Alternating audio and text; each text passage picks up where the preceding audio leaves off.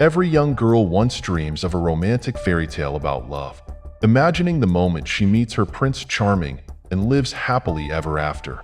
However, the story of a Malaysian princess took a starkly different turn. At the age of 16, she entered royal life. But just 9 months later, she found herself seeking an escape from a marriage filled with violence and abuse. Courageously, the princess publicly shared her harrowing experiences within the palace. What led an ordinary girl into a royal marriage like this? What marks did those brief 9 months leave? And how did she manage to escape the earthly hell in which she was trapped?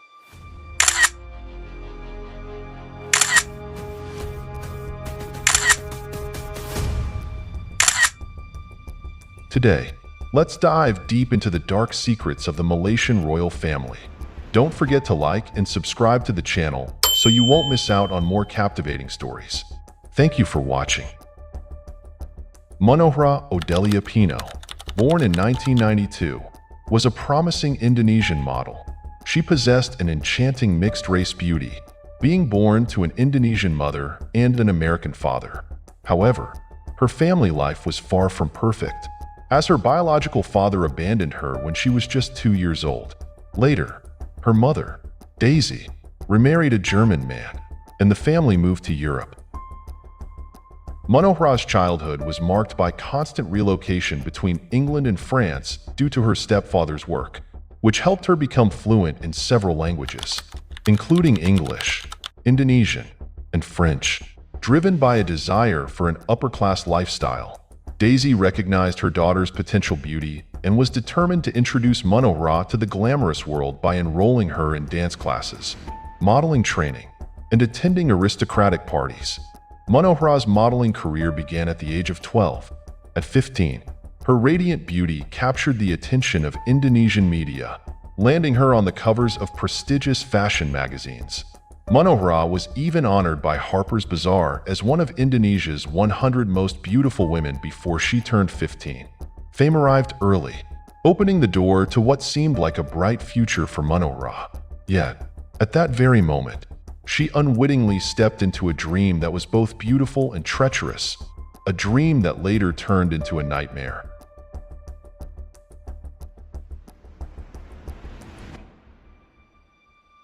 On December 2006, a grand royal banquet was hosted in Kuala Lumpur by Malaysia's Deputy Prime Minister at the time, Najib Razak.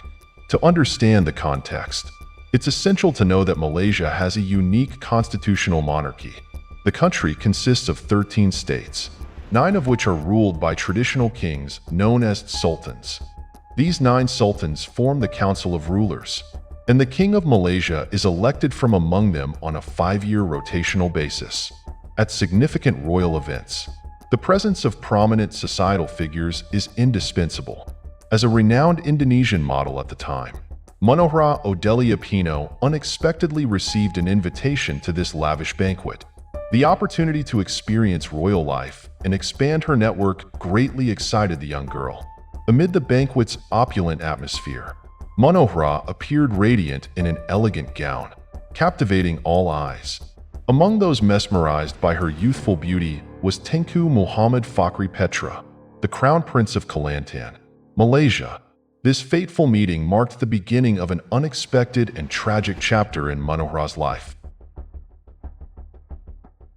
Prince Fakhri, born in 1978, is the third child of the royal family, 14 years older than Manohara. Despite being in his 30s, Fakhri was still unmarried when he attended the royal banquet. Manohara's youthful and radiant beauty immediately captured the prince's attention. Without hesitation, Fakhri approached and struck up a conversation with her. The age gap between them seemed to create no barrier. After that fateful meeting, Fakhri began to pursue Manohara relentlessly. He frequently flew from Malaysia to Jakarta, showering her with extravagant gifts such as diamonds, rings, and luxury watches, all of which demonstrated his infatuation with the Indonesian beauty. Moreover, Fakhri impressed both Manohara and her mother with luxurious trips, grand parties on yachts, and his polite, generous, and thoughtful demeanor. He successfully built the image of a mature and trustworthy man in the eyes of Manohara and her family. In stark contrast to Fakhri's enthusiasm, Manohara remained indifferent to his advances and lavish gifts. The significant age gap made her hesitant about their compatibility in a relationship. Sweet words, noble status, and wealth failed to sway the young girl's heart. However, Manohara's mother, Daisy, was completely captivated by the prospect of her daughter becoming a princess. She saw in Fakhri a chance to transform their lives, a golden ticket to the upper-class world she had always dreamed of. Daisy not only persuaded her daughter with visions of a carefree, luxurious life, but also met directly with Fakhri to negotiate a hefty dowry. Blinded by his infatuation with Manohara, Fakhri agreed to pay a dowry of 1 million ringgit, equivalent to over $200,000. This marked the beginning of a calculated marriage where power and money became tools to control Manohara's life. Despite Manohara's resistance, she eventually gave in to her mother's pressure and accepted the marriage.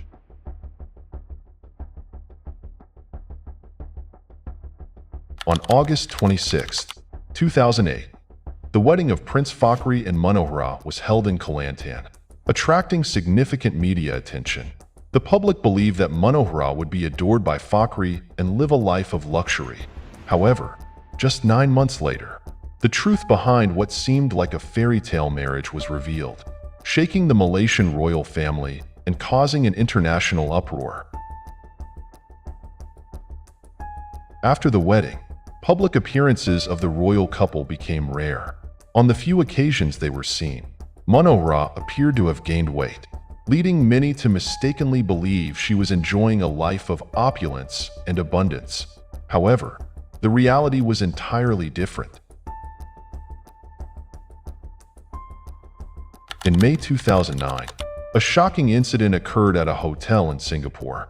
Manohara, in a state of panic, sought protection from both the US and Indonesian governments by presenting her passports from both countries. Thanks to intervention from the foreign ministries of the two nations, she successfully escaped her husband, Prince Fakhri, and returned to Indonesia. The story behind this tumultuous marriage is more dramatic than any movie ever made.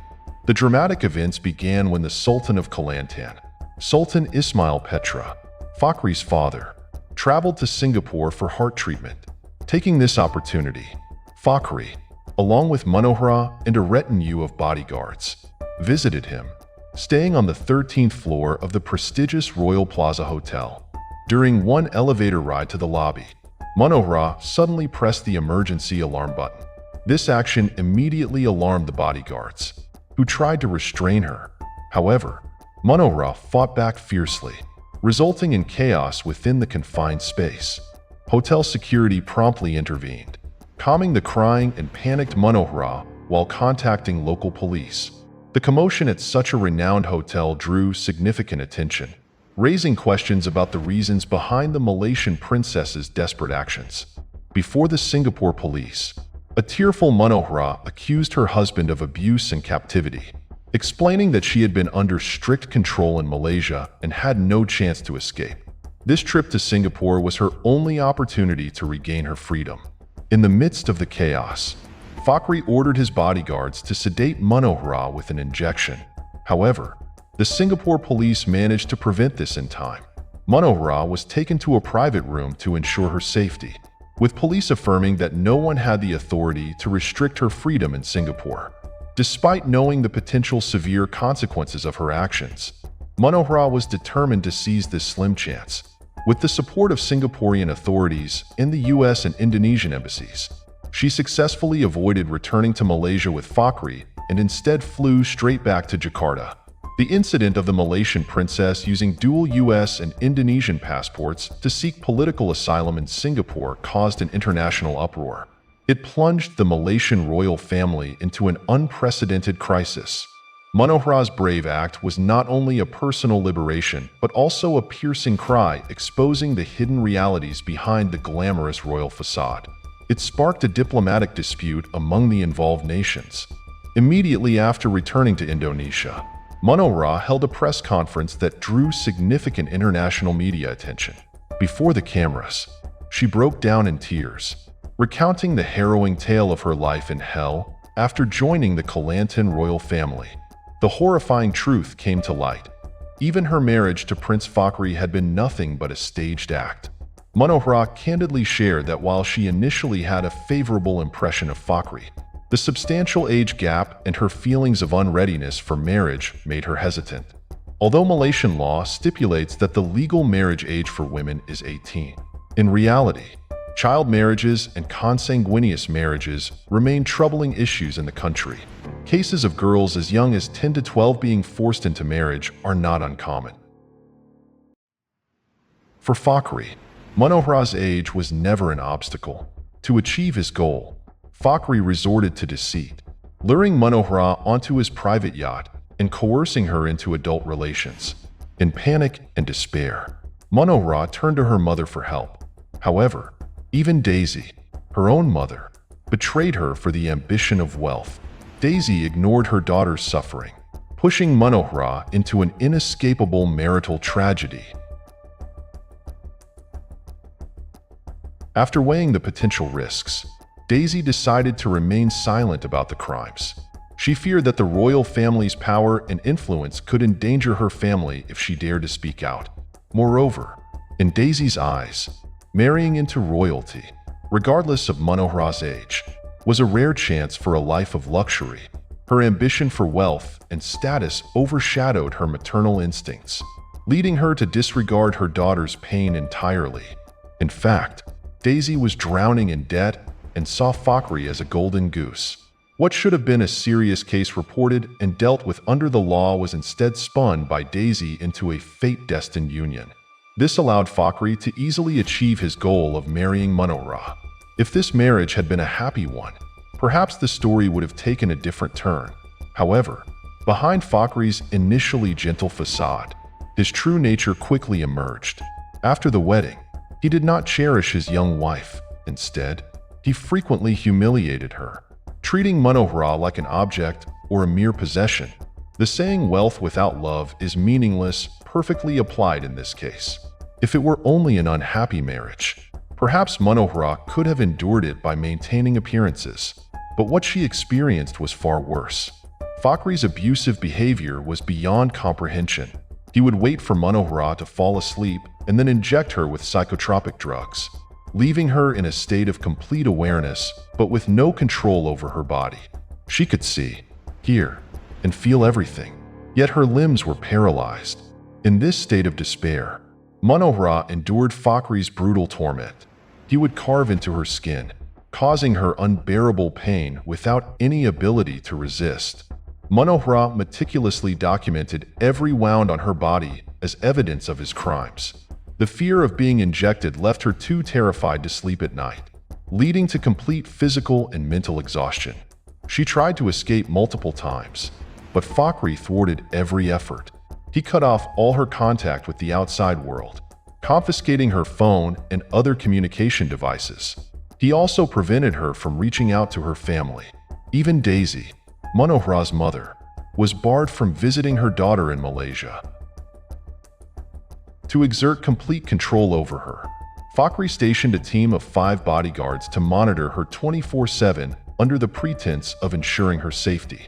Their orders were to block all of Manohara's interactions with the outside world, effectively turning her into a prisoner in her own home. Even during public appearances, Manohara remained under Fakhri's strict surveillance. She was forced to maintain a fake smile to hide her deep suffering.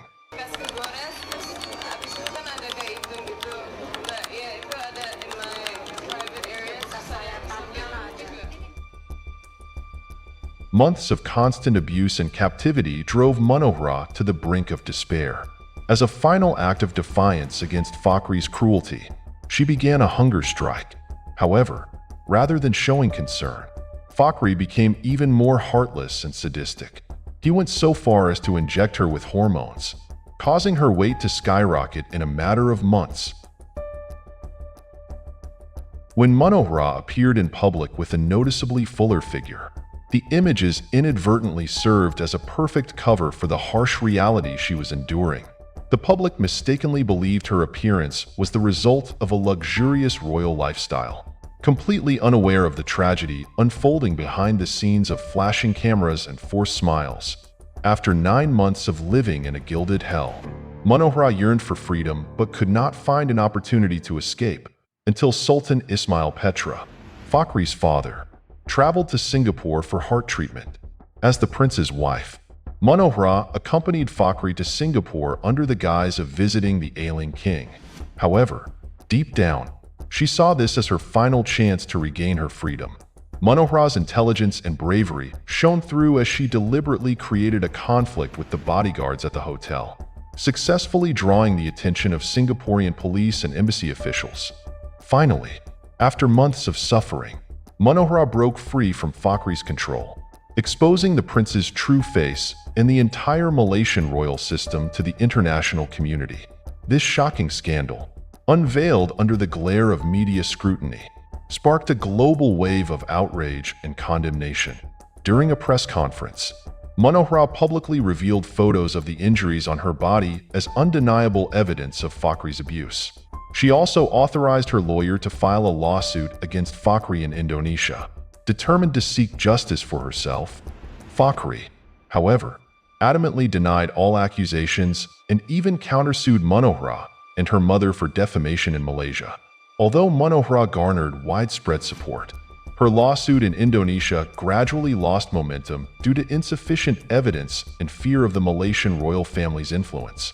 Unsurprisingly, Fakhri won the defamation case in Malaysia, and the court ordered Manohara to pay Fakhri 1.2 million ringgit, over $200,000. A staggering sum. Manohara refused to pay the compensation, filed for divorce, and firmly declared that she would never return to Malaysia. This royal drama, filled with tears and heartbreak, officially came to a close, leaving behind unresolved mysteries and deep pain. Public opinion remained divided over Manohara's story. While some expressed profound sympathy for the suffering she endured, others were skeptical, suggesting the entire ordeal might have been an elaborate fabrication. Doubts about motives arose, especially after reports surfaced about a large payment Fakhri had made to Daisy, Manohara's mother, before the wedding. The truth behind the incident seems destined to remain a mystery.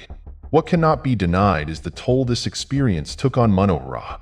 She returned to Indonesia physically and mentally exhausted, her body covered with scars and her spirit utterly broken. She underwent a long process of treatment and recovery to overcome the nightmare-like memories. Regardless of the truth, Manohara's life changed profoundly after those 9 months of marriage. The traumatic experiences left indelible marks on her, but with the strong support of the Indonesian public, she quickly overcame the shock of her marriage and reclaimed her voice. She returned to modeling, with her title as the Runaway Princess drawing even more attention and fame. In the following years, Manohara expanded her career into acting, appearing in several films.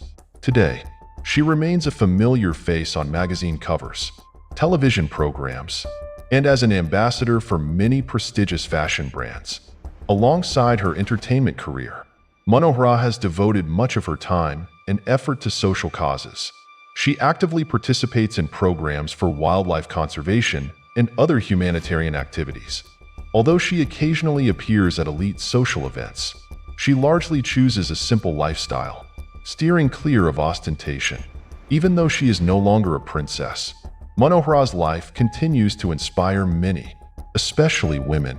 Her story has become a symbol of strength, resilience, and the ability to overcome adversity while pursuing one's dreams.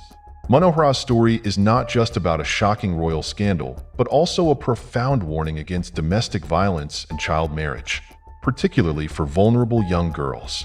This case raises questions about the role of families in protecting their children and highlights the power of courage and determination in the fight for freedom and justice. Can money and status truly buy happiness? Is silence the best way to protect oneself and one's family from power? What do you think about this story? Share your thoughts in the comments below. And don't forget to like and subscribe to our channel for more captivating stories. Goodbye, and see you next time.